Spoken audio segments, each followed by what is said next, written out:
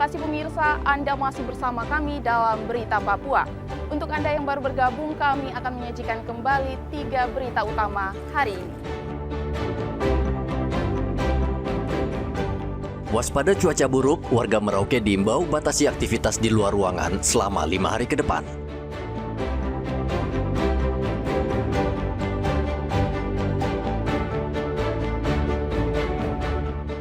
Tanaman cabai diserang hama, harga cabai turun karena petani panen lebih awal.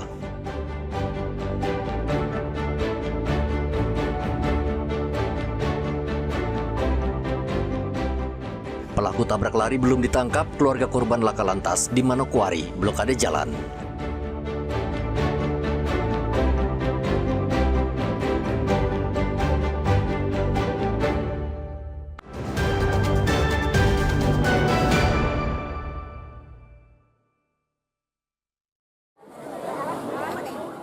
Pemerintah secara resmi membagikan kuota haji bagi seluruh wilayah di Indonesia untuk musim haji tahun 2026. Kuota haji untuk Kabupaten Merauke tahun 2026 mengalami penurunan dibanding tahun sebelumnya.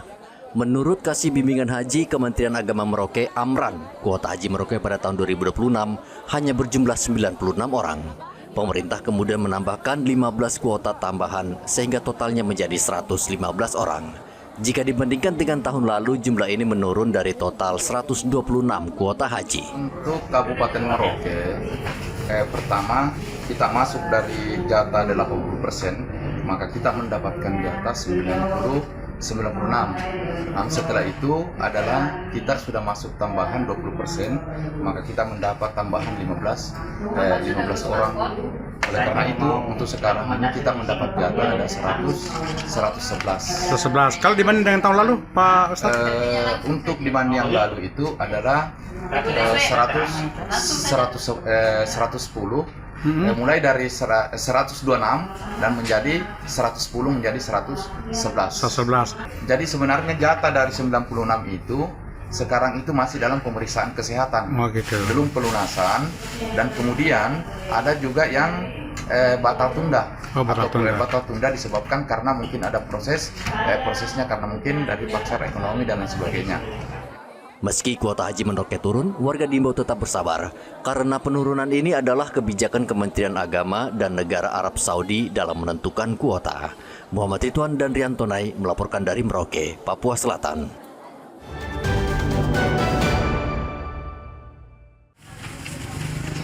Petani cabai di sentra pertanian distrik Semangga Kabupaten Merauke sedih dan terpukul. Hama wereng menyerang tanaman mereka sehingga sebagian besar tanaman cabai mereka rusak parah. Petani khawatir serangan hama ini bisa menyebabkan panen gagal dan petani menderita kerugian. Khawatir kerusakan semakin meluas, petani memilih memanen cabai lebih awal untuk mengurangi potensi kerugian yang lebih besar. Namun langkah itu bisa menyebabkan harga cabai di tingkat petani turun. Pekan lalu, harga cabai sempat menembus Rp100.000 per kilogram. Kini anjlok menjadi Rp40 hingga Rp50.000 per kilogram. Cabai itu ya? Iya, busuk-busuk. Hama ya itu? Hamaan ya? Hama. Hama, Itu kalau nanamnya biasa berapa bulan baru panen itu, Bu? Itu nggak tentu, kadang 6 bulan, kadang 5 bulan. Iya. Nah, Ibu, sekarang ini harga cabai terus menurun ya. Menurut Ibu sebagai petani cabai seperti apa, Ibu? Ya, bagaimana lagi? Ya harus begitu ya. Iya. Iya. Jadi maunya harganya bagus ya. Ya maunya kalau orang bertani itu semua mintanya bagus. Kalau Ibu jual obatnya mahal sekali loh, apalagi padi itu. Iya. Kalau jualnya berapa ke pedagang itu? Kemarin itu 50. 50 ya. Itu masih harga 65 di pasar. Sekarang sudah turun lagi ya. Oke. Berapa banyak tanaman cabainya, Bu? Ini cuma sedikit kok. Para petani kini berupaya melakukan berbagai cara untuk memerangi hama wereng, termasuk penyemprotan rutin dan penggunaan pestisida alami agar serangan tidak semakin meluas. Petani juga meminta bantuan pemerintah untuk membantu mereka dalam pengadaan obat hama. Muhammad Ridwan dan Riantonai melaporkan dari Merauke, Papua Selatan.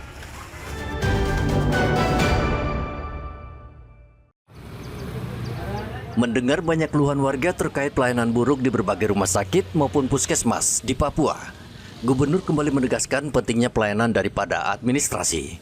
Saat ditemui dalam pelantikan Sekda, Gubernur Fakiri meminta seluruh fasilitas kesehatan bekerja profesional dalam melayani pasien tanpa pandang bulu. Ia berjanji akan mencopot pejabat yang tidak menjalankan perintahnya.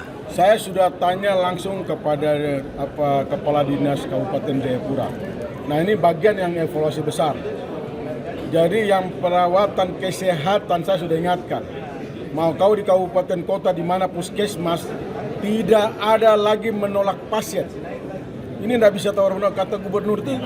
Dan rupanya kan sudah ada aturan di undang-undang kalau saya nggak salah. Pak Menteri juga ngomong yang sama. Ya saya cuma akan mendahului karena saya mau seperti itu. Kalau masih ada lagi yang tolak, itu saya pasti akan copotnya dari rumah sakit. Setelah ini nanti kita akan evaluasi saya secara matang bagaimana 22 rumah sakit jiwa baru saya ke kabupaten kota. Semua nanti bagian akan saya sidak. Maka saya minta dan ingatkan kepada semua direktur rumah sakit pemerintah yang ada di kabupaten kota juga harus mengambil langkah-langkah yang sama. Pasien jangan kau tanya dia punya kapasitasnya, terima layani dulu. Jadi nggak ada lagi tawar-menawar. Saya pikir sudah sangat jelas saya ngomong kemarin 22. Jadi tidak boleh berulang lagi seperti yang terjadi di Sentani. Dan kemarin laporan dari Kepala Dinas itu sudah melakukan evaluasi di sana. Nanti saya akan panggil untuk minta laporannya. Gubernur juga mengingatkan para medis maupun dokter wajib melakukan penindakan sesuai prosedur yang berlaku.